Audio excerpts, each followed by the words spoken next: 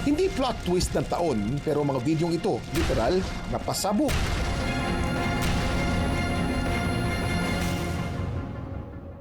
Ingat-ingat sa mga fireworks at paputok para hindi matulad sa mga kapuso nating ito na nabiktima ng mga pagsabog at pagliyab.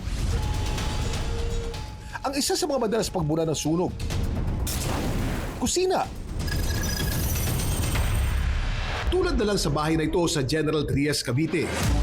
Nakuna ng CCTV ang isang lalaking nagluluto nang biglang lumiyab ang kalan.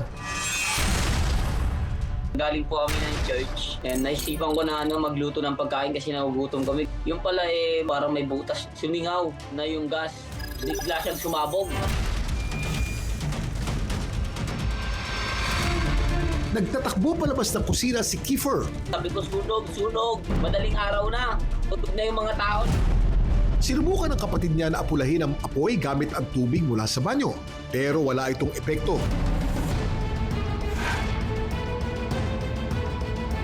Dito niya naisip na patayin o isara ang source ng gas mula sa tangki.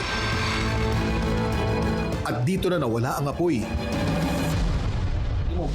Hindi rin daw dapat buhusan ng tubig ang ganitong klase ng apoy.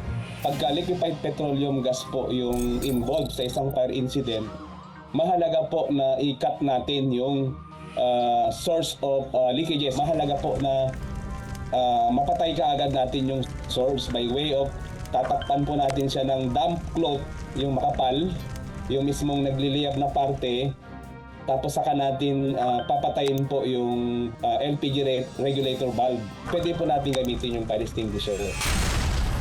Noong 2024, nagtala ang BFP ng 18,217 fire incidents, kung saan 852 dito ay konektado sa open flame kasama na ang gas range incidents. Dami mong alam, Kuya Kim. Sa panaderya namang ito, hindi lang kalan kundi isang malaking oven ang biglang sumabog. Ang pasasalamat ng lalaki sa video, hindi na kumalat ang apoy. Pero hindi naagapan ang pagkakaroon niya ng trauma tuwing magsisindi ng oven. Jake, ano bang kwento sa likod ng video mo? Ganito po ang nangyari noon. Nagluto po ako ng pandesal bandang alas 4 ng madaling araw. Naubusan pa ako ng gas at agad ko itong pinalitan ng bago. Nakalimutan ko po isara yung burner at nga po ako sinabugan. Puti ka mo. Hindi ako tinamaan sa muka. Dito lang ako tinamaan.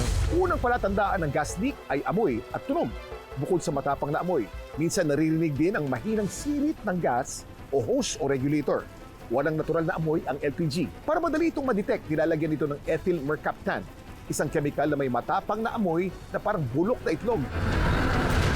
Hindi lang mga lutuan ang pwedeng magsanhi ng sunog. Kuminsan dahil din sa kuryente.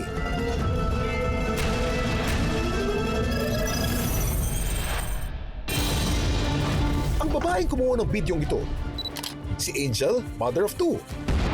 Ordinaryong araw lang daw nung papaliguan nila ng hipag niya ang kanyang 7-month-old baby. Pero ang masayang bonding biglang nauwi sa sigawan. Alam mo po yun Nang sumiklab ang isang extension cord.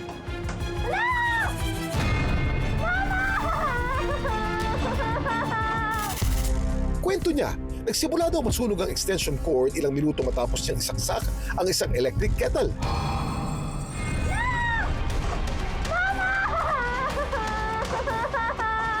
Nag-i-spark po kasi yung baby ko nakaubad. Natatakot naman po baka may mga tumatalsik po.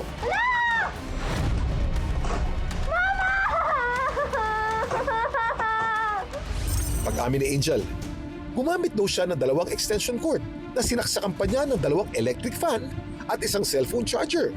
Pagka alam na natin na hindi siya makaaya-arang tignan, mukha siyang dangerous na octopus fire na siya kumbaga. So, talagang hindi na siya safe. Mga kapuso, tandaan, ang mga red flag ng isang extension cord na sasaktan lang kayo. Una, kapag ito'y sobrang luma na. Pangalawa, kung meron na itong punit sa kakagamit. Ang nagligtas sa buong pamilya at bahay, ang ilaw ng tahanan na siya nakakaalam kung saan nakalagay ang main breaker. Sa mga insidente ng sunog, anong dapat gawin? Remember, our path to safety. Acronyms po ito. S means sound the alarm, sumigaw ng sunog, magkakaroon po ng sunog. Then, advise the fire department, mga fire station na nearest fire station sa ating location, fight the fire. So sa ating mga pamamahay, kung meron po tayong fire extinguisher na pagka hindi po natin napatay, automatic po, wag natin kalimutan yung letter E. We have to evacuate the establishment. T, you have to tell others. The last, letter Y, you have to get yourself clear. I-clear mo yung sarili mo. Ang wish natin ngayong taon, huwag naman sanang maging biktima ng ganitong mga pasabog.